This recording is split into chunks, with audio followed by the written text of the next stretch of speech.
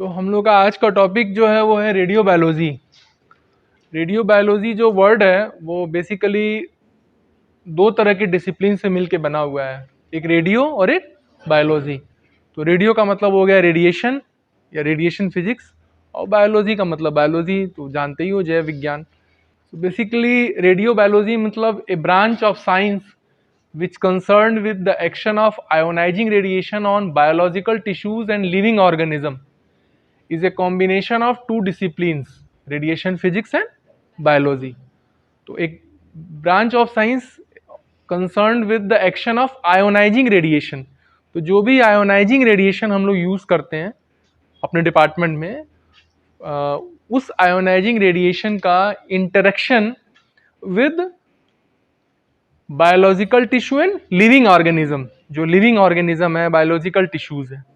और इस radio biology जो ब्रांच है वो बेसिकली, जैसे हमने पहले बताया, कि दो तरह के डिसिप्लिन्स को मिला करके बना हुआ है, एक रेडिएशन फिजिक्स और एक बायोलॉजी। तो आपको रेडिएशन फिजिक्स के बारे में भी जानना है और बायोलॉजी के बारे में जानना है, तब आप जान पाएंगे रेडियो बायोलॉजी के बारे में। All living things are made up of protoplasm which consist of inorganic and organic compounds dissolved or suspended in water। जो भी जीवित चीजें होती हैं वो सब के सब, मैक्सिमम जो जीवित चीजें होती हैं वो प्रोटोप्लाज्म से मिलकर बनी होती हैं। और जो स्मॉलेस्ट यूनिट होती है ऑफ प्रोटोप्लाज्म, वो जो कैपेबल ऑफ इंडिपेंडेंट एग्जिस्टेंस, मतलब जिसका अपने आप में एक अस्तित्व है, जैसे हम लोग कहते हैं, जिसको हम लोग कहते हैं cell. Cell is the basic unit of life. So cell is basically the smallest unit of protoplasm, capable is independent existence is cell। Cell contains, अब cell क्या contain करता है, तो cell contains inorganic compounds। inorganic compounds का मतलब water और minerals, as well as organic compounds। organic compounds में protein, carbohydrates, nucleic acids and lipids। The two main constituent of a cell, cell के दो main constituent हैं, cytoplasm which support all metabolic actions, metabolic functions within the body or within the cell, and the nucleus which contains the genetic information DNA। तो जो cell है वो दो तरह के कंपाउंड्स उसमें होते हैं, एक ऑर्गेनिक कंपाउंड्स और एक इनऑर्गेनिक कंपाउंड। बोलते रहा करो, एक सेल में दो तरह के कंपाउंड हो गए, एक इनऑर्गेनिक कंपाउंड और एक ऑर्गेनिक कंपाउंड। और जो सेल के दो मेन कंस्टिट्यूएंट हैं उनमें एक हो गया साइटोप्लाज्म और दूसरा डीएनए। तो ह्यूमन सेल्स, जो ह्यूमन बॉडी में जो सेल्स पाए जाते हैं उनको दो तरह से कैटेगराइज किया जाता है। Human cells are either somatic cells और जर्म सेल्स। सेल प्रोपेगेट्स, जो सेल्स होते हैं वो प्रोपोगेट्स होते हैं थ्रू डिवीजन, और division of somatic cells is called mitosis, और division of germ cells is called meiosis। when a somatic cells, जब भी somatic cells divide होता है तो two cells are produced, each carrying a chromosome complement identical to that of the original cell। मतलब अगर एक somatic cell divide होगा तो वो दो तरह के cells produce करेगा, और वो दोनों cells एक दूसरे के identical होंगे, एक दूसरे के complement यानी कि एक दूसरे के identical होंगे। और द न्यू सेल्स, और जो नए सेल बनेंगे वो खुद फिर अपने में अंडरगोज फर्दर डिवीजन। ठीक, जैसे हम लोग कैंसर्स को कैसे डिफाइन करते हैं कि जब सेल्स का जो डिवीजन है वो अनकंट्रोल्ड हो जाए। ठीक, जैसे जो कैंसर की डिफिनीशन है ना, नॉर्मली हम लोग ये कहते हैं जो अनकंट्रोल्ड डिवीजन ऑफ सेल्स है। अभी हम लोगों ने क्या क्या ओवरव्यू समझा। रेडियो बायोलॉजी का मतलब जो दो डिसिप्लिन से मिलके बना हुआ है। उसके बाद साइटोप्लाज्म, प्रोटोप्लाज्म और सेल। सेल में सेल कंटेन्स टू स्ट्रक्चर, एक साइटोप्लाज्म है और दूसरा डीएनए। ठीक, अब बेसिकली जो जो रेडियो बायोलॉजी में या सेल के इंटरेक्शन में, या जब भी रेडिएशन का इंटरेक्शन होता है, तो जो मेन टारगेट है रेडिएशन इंटरेक्शन का, जो मेन टारगेट है वो क्या है, डीएनए। जो डीएनए है, डीऑक्सीराइबो न्यूक्लिक एसिड, वही मेन टारगेट है। मतलब रेडिएशन के इंटरेक्शन का, जब भी आयोनाइजिंग रेडिएशन का इंटरेक्शन होगा तो जो मेन टारगेट है वो है डीएनए। ठीक, तो हाउ डज रेडिएशन इफेक्ट, तो सबसे पहले हम लोग को ये समझना है कि रेडिएशन इफेक्ट कैसे करता है। तो डैमेज कॉज बाय रेडिएशन, अगर रेडिएशन इंटरेक्ट करेगा सेल्स से तो वो क्या कर सकता है, कुड अल्टर टिश्यू फंक्शन और स्टॉप टिश्यू फंक्शन। या तो वो जो टिश्यू फंक्शन यानी कि जो भी टिश्यूज के फंक्शन है उनमें अल्टर ला सकता है, उनमें परिवर्तन ला सकता है, या फिर उनके फंक्शंस को रोक सकता है। It is well accepted that DNA is the principal target. DNA जो है वो प्रिंसिपल टारगेट है, मेन टारगेट है for the biological effect of radiation. किसी भी तरह के बायोलॉजिकल इफेक्ट ऑफ रेडिएशन का जो मेन टारगेट है वो क्या है, डीएनए। और उसकी वजह से सेल किलिंग, कार्सिनोजेनेसिस और म्यूटेशन, ये अलग अलग तरह के इफेक्ट प्रोड्यूस हो सकते हैं। तो व्हाट इज डीऑक्सीराइबोन्यूक्लिक एसिड, जो डीएनए है वो क्या होता है, तो जैसे स्ट्रक्चर बना हुआ है बोर्ड पर भी, a large molecule that has A double helical structure. तो एक बड़ा मॉलिक्यूल जिसमें डबल हेलिकल स्ट्रक्चर होते हैं। तो दो हेलिकल स्ट्रक्चर हैं, तो समझ में आ रहा है, एक इस तरफ है और एक इस तरफ बना हुआ है, तो डबल हेलिकल स्ट्रक्चर है। Has two strands held together by hydrogen bonds between the bases. जो इनके बेसेस होते हैं उनके बीच में हाइड्रोजन बॉन्ड से ये जो दो स्ट्रक्चर्स होते हैं वो एक साथ जुड़े रहते हैं। Each strands consist of alternating sugar and phosphate groups. जो भी स्ट्रैंड होता है, डीएनए का जो स्ट्रैंड होता है, उसका जो बेस होता है, बेस यानी कि उसका जो बैकबोन होता है वो फॉस्फेट और शुगर। तो जो उसका बैकबोन होता है डीएनए स्ट्रैंड का वो होता है फॉस्फेट और sugar. Attached to this are four bases, the sequence of which specifies the genetic code। तो जो नाइट्रोजीनियस बेसेस होते हैं चार तरह के, ATGC, यानी कि एडेनिन, थायमीन, गुआनिन और साइटोसिन। तो ये जो अलग अलग तरह के बेसेस होते हैं ATGC, वो आपस में अटैच होते हैं। एक किससे अटैच होता है, एडेनिन किससे जुड़ता है, थायमीन से। एडेनिन थायमीन से जुड़ता है और जो जी होता है वो सी से जुड़ता है। और इनके जुड़ने से यानी कि जो बॉन्ड बनता है वही बॉन्ड डिफाइन करते हैं जेनेटिक स्ट्रक्चर को। जो attach to these four bases, the sequence, जो उनका सीक्वेंस है वो स्पेसिफाई करता है जेनेटिक कोड को। जो डीएनए है जिसमें जीन्स होते हैं, तो जेनेटिक कोड को वो डीएनए डिफाइन करता है। Attach to these are four bases और the sequence of which specifies the genetic code. Two of the bases, जो थायमीन और साइटोसिन है, जो दो बेसेस हैं उनको हम लोग कहते हैं pyrimidine, single ring group pyrimidine. और जो दो अदर बेसेस हैं एडेनिन और गुआनिन, डबल रिंग ग्रुप, उनको क्या कहते हैं, प्यूरिन्स। तो ATGC में सबसे पहले क्या है, A और G, T और C, जिसमें A और G जो है वो है प्यूरिन और T और C जो है वो है पिरिमिडीन। ठीक।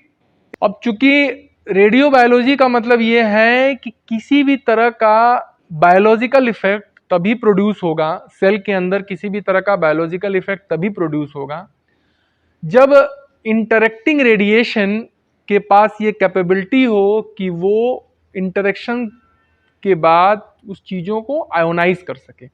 तो आयोनाइजिंग रेडिएशन है वही जो है किसी भी तरह का बायोलॉजिकल इफेक्ट प्रोड्यूस करेगा।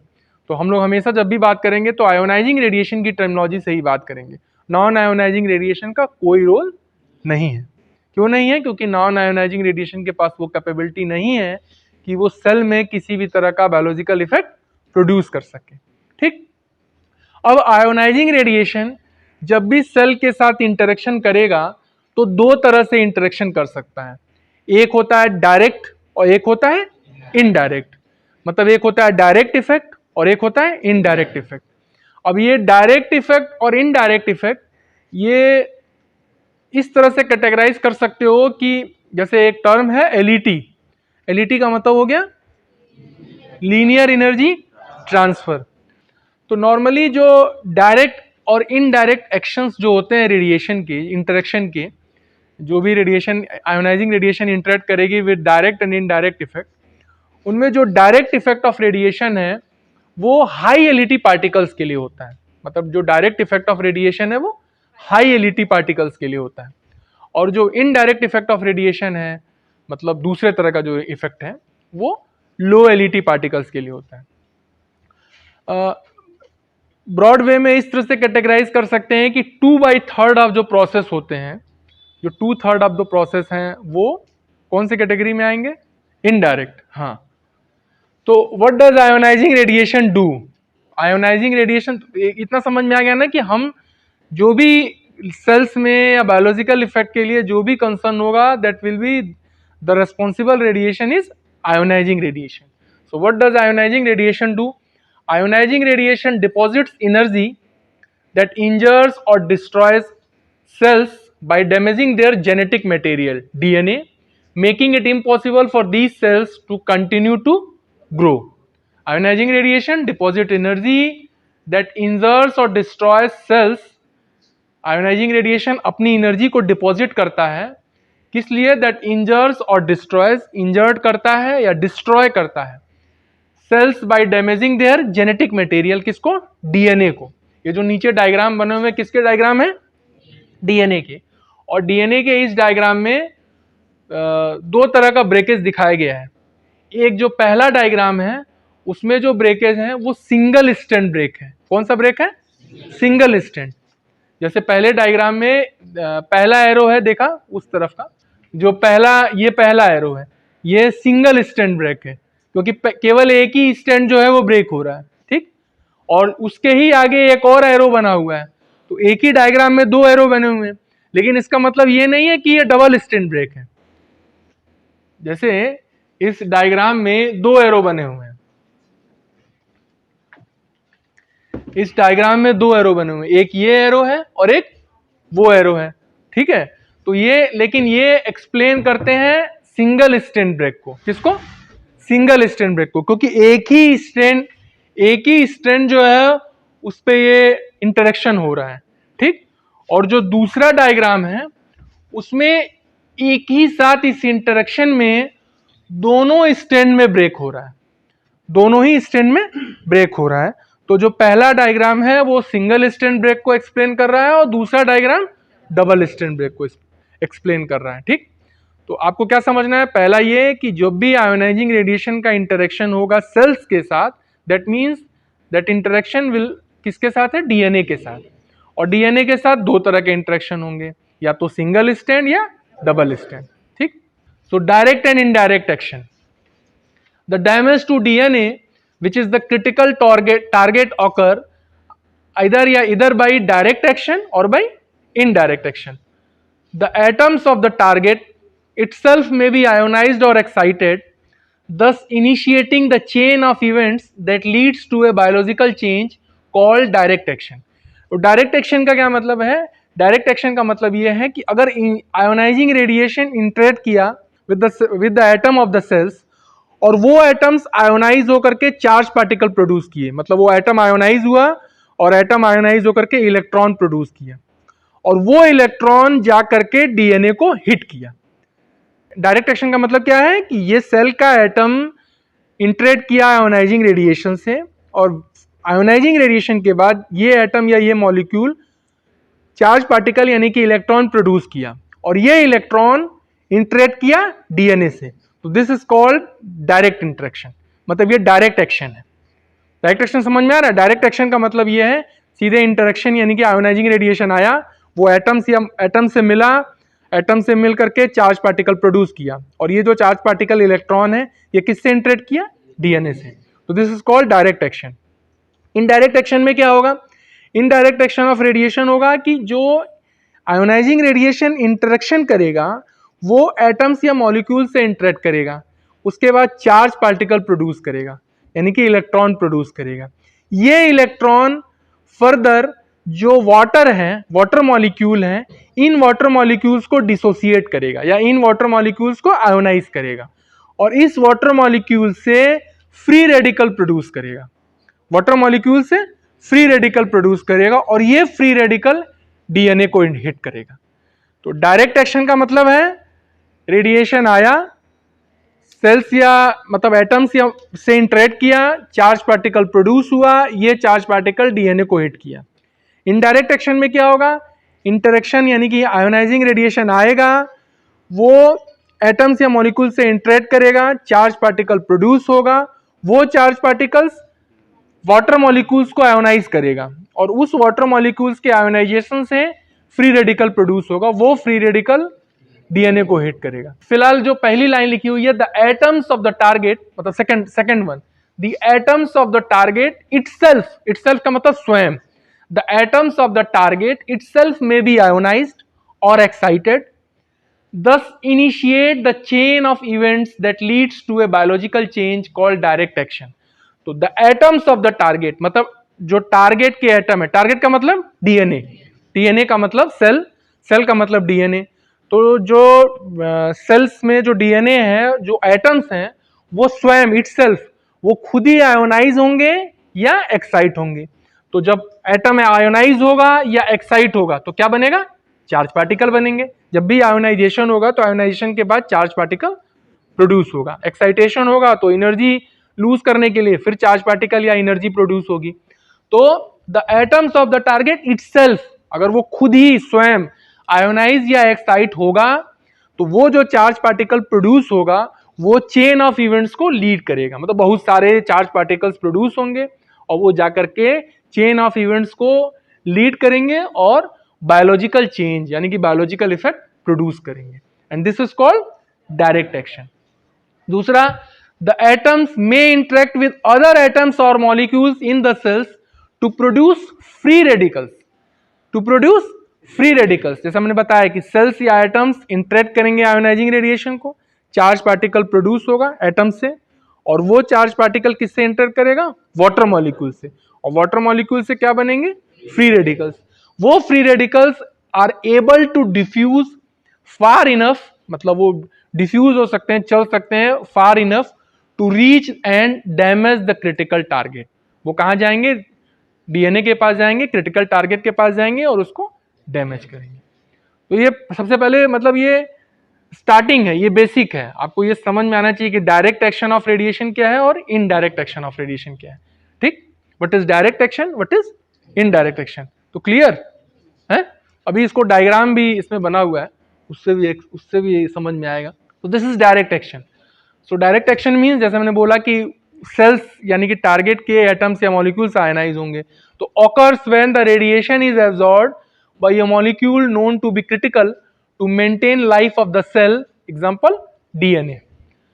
Photon ejects an electron which produces a biological damage on the DNA। तो फोटोन, ये जो किनारे एटम का स्ट्रक्चर बना हुआ है, इस एटम के स्ट्रक्चर में, ठीक है, तो बेसिकली जो भी एटम्स या मॉलिक्यूल्स हैं उनसे, ये जैसे आगे वाले डायग्राम में बना हुआ है वैसे ही रेडिएशन इंटरेक्ट करेगा विद आयन, जो एटम्स हैं उनसे, और उसमें से चार्ज पार्टिकल्स को विद आयोनाइजेशन और एक्साइटेशन चार्ज पार्टिकल्स को एमिट करेगा। ये चार्ज पार्टिकल जो एमिट होगा ये फिर जाकर के डीएनए को हिट करेगा। This is known as direct action. Direct action का मतलब ये हो गया कि एटम्स और molecules, photon ejects an electron which produces a biological damage on the DNA. इसमें फोटोन आएगा, इस एटम या मॉलिक्यूल से इलेक्ट्रॉन्स को इजेक्ट करेगा और ये इलेक्ट्रॉन जाकर के इस टारगेट को यानी कि डीएनए को हिट करेगा। तो एंड दिस में initiate a series of events that lead to change and that change may be lethal to the cell। कई तरह के डैमेज होते हैं, उनको एक्सप्लेन किया जाता है, फर्दर हम लोग आगे प्रेजेंटेशंस में देखेंगे। जैसे कई तरह के डैमेज को है, जैसे लीथल डैमेज, सब लीथल डैमेज, तो ये टर्मिनोलॉजी है। तो लीथल टू द सेल मतलब that will be harmful to the cell, that will be a biological effect to the cell। and this is the, ये important line है, this is the dominant process for high LET radiation। So direct action of radiation, ये जो भी direct action of radiation है, this is dominant process for high LET radiation. जैसे objective questions में आ सकता है कंपटीशन में कि हाई एलईटी रेडिएशन के लिए डोमिनेंट प्रोसेस कौन सा है, डायरेक्ट एक्शन है या इनडायरेक्ट एक्शन है, या उल्टा भी आ सकता है कि डायरेक्ट एक्शन किस तरह की रेडिएशन का डोमिनेंट प्रोसेस है। तो उसमें हो सकता है अलग अलग पार्टिकल के नाम दिए हों, जैसे एक्सरे भी दिया हो, अल्फा पार्टिकल दिया हो, कार्बन आयन दिया हो, तो उसमें आपको पता होना चाहिए कि हाई एलईटी के लिए है तो हाई एलईटी जिस पार्टिकल की है वही डायरेक्ट एक्शन करेगा। ठीक है, तो क्लियर। तो डायरेक्ट एक्शन का मतलब हो गया कि interaction of ionising radiation with atoms of a cell और molecules to produce the free electron, और ये फ्री इलेक्ट्रॉन डायरेक्ट हिट करेगा डीएनए को। अब दूसरा है indirect action. So indirect action occurs when radiation interacts with other molecules in the cell, most importantly water. The product of these interactions may then go on interact with DNA. Electron produce highly reactive free radicals. मतलब जो भी incident photon है वो interact करेगा with the atoms. यहाँ तक का process तो सेम है जो डायरेक्ट एक्शन में भी है। अब यहाँ ये जो चार्ज पार्टिकल प्रोड्यूस हुआ वो डायरेक्ट एक्शन ऑफ रेडिएशन में डायरेक्ट जाकर के डीएनए को हिट करता है, but indirect action of radiation में ये इलेक्ट्रॉन इंटरेक्ट करता है वाटर मॉलिक्यूल से। वाटर मॉलिक्यूल का मतलब H2O, वाटर मॉलिक्यूल का मतलब H2O, और H2O के आयोनाइजेशन या H2O के इंटरेक्शन से H2O हमको देता है फ्री रेडिकल। H2O क्या देता है? Free radical.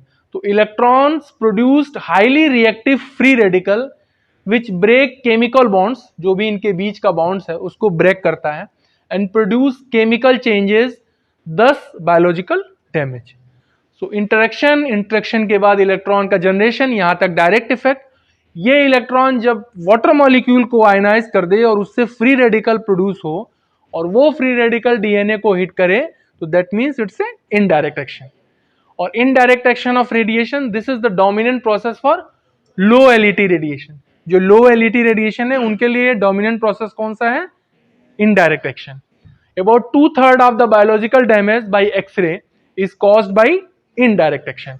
यानी कि जो जितने भी प्रोसेस होते हैं जब भी हम फोटॉन से ट्रीटमेंट करते हैं, यानी कि एक्सरे हो या गामा रे हो, उनमें से 2/3 ऑफ द प्रोसेस जो है, जो बायोलॉजिकल डैमेज है, बायोलॉजिकल इफेक्ट है, that will be due to indirect action of radiation. ठीक, अब बेसिकली इसमें एक टर्मिनोलॉजी आई है फ्री रेडिकल। इसमें हम लोगों ने इसमें जो दो तरह की टर्मिनोलॉजी जनरेट हुई, एक तो होती है फ्री रेडिकल और एक होता है आयन रेडिकल। दो तरह की टर्मिनोलॉजी जनरेट होती है, एक क्या होता है फ्री रेडिकल और दूसरा आयन रेडिकल। तो फ्री रेडिकल तो वो रेडिकल है जो जा करके हिट करता है डीएनए को, ठीक।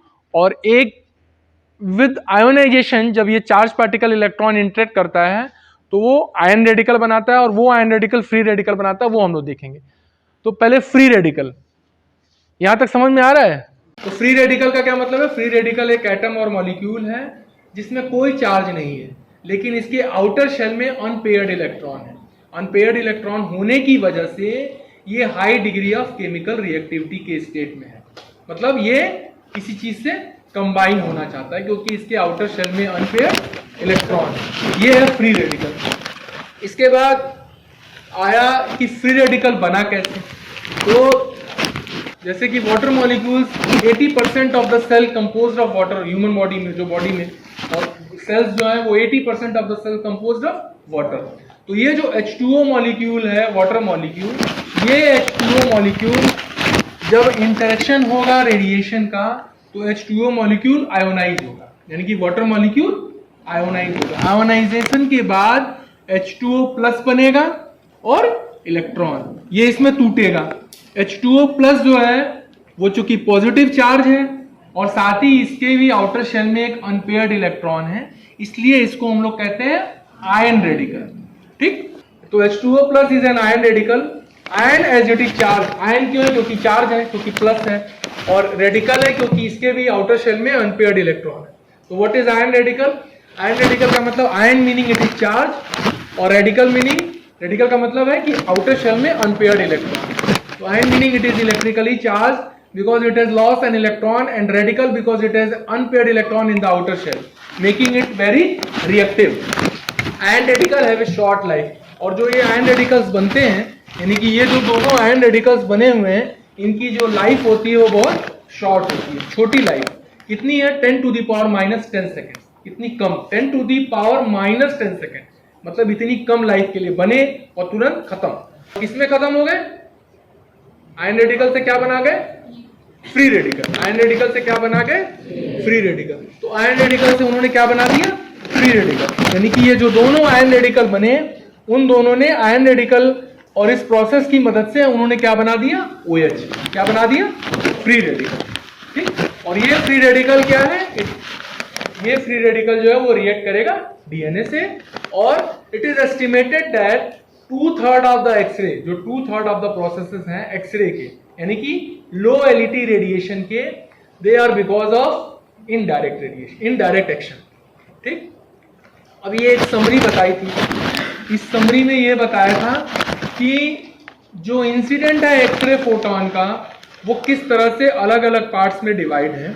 इंसिडेंट एक्सरे फोटोन, इंसिडेंट के बाद फर्स्ट इलेक्ट्रॉन, यानी कि ऑकर्स, जब इंसिडेंट हुआ एक्सरे फोटोन का और इंसिडेंट होने के बाद इलेक्ट्रॉन का बनना, जो एटम्स और मॉलिक्यूल्स के आयनेशन के बाद जो इलेक्ट्रॉन बना, दैट इज इन 10⁻⁻15 सेकेंड। उसके बाद उस 10⁻⁻15 सेकेंड के बाद, यानी कि इस प्रोसेस के बाद आयन रेडिकल का बनना लाइव अबाउट 10⁻10 सेकेंड, और आयन रेडिकल से free radical is live about 10⁻5 second. और फ्री रेडिकल जब बन गया तो ये फ्री रेडिकल जाके DNA को हिट किया, यानी कि केमिकल बॉन्ड को ब्रेक किया। तो chemical changes from the breakage of bonds, और उसके बाद जब बॉन्ड्स ब्रेक हो गए, जब एक तरह का डैमेज हो गया DNA का, तो DNA का डैमेज होने के बाद किसी भी तरह का इफेक्ट अपीयर होने का जो टाइम ड्यूरेशन है, बायोलॉजिकल इफेक्ट अपीयर होने का जो टाइम ड्यूरेशन है, that will B may be expressed in hours, days, months, year, और नॉट एट ऑल। मे भी हो सकता है कि जो इंटरेक्शन हुआ हो वो इतना सीवियर ना हो, तो किसी भी तरह का इफेक्ट दिखेगा नहीं या प्रदर्शित नहीं होगा। तो not at all, depending on the consequence of the bonds broken. ये किस पे डिपेंड करेगा कि किस तरह का ब्रेकेज हुआ है, जो अलग अलग ब्रेकेज की कैटेगरी है। तो ये जो प्रोसेसेस है, जैसे हमने बताया था कि इसी प्रोसेस में फिजिक्स भी है, केमिस्ट्री भी है और बायोलॉजी भी है। फिजिक्स है जब इंसिडेंट एक्सरे फोटोन इंटरेक्ट किया और इलेक्ट्रॉन का प्रोडक्शन हुआ, एटम्स या मॉलिक्यूल से इलेक्ट्रॉन का प्रोडक्शन हुआ, और it is too fast, within 10⁻⁻15 second. और इस 10⁻⁻15 सेकेंड के बाद आयन रेडिकल और फ्री रेडिकल का बनना 10⁻⁻10 और 10⁻⁻5। तो फास्ट इलेक्ट्रॉन का बनना 10⁻⁻15 सेकेंड, यानी कि फिजिक्स फास्टर। उसके बाद आयन रेडिकल और फ्री रेडिकल का बनना और डिस्ट्रॉय होना 10⁻⁻10 और 10⁻⁻5, दैट इज केमिस्ट्री। और उसके बाद जब लास्ट में, यानी कि किसी भी तरह का बायोलॉजिकल इफेक्ट परफॉर्म करने का है, तो दैट इज बायोलॉजी।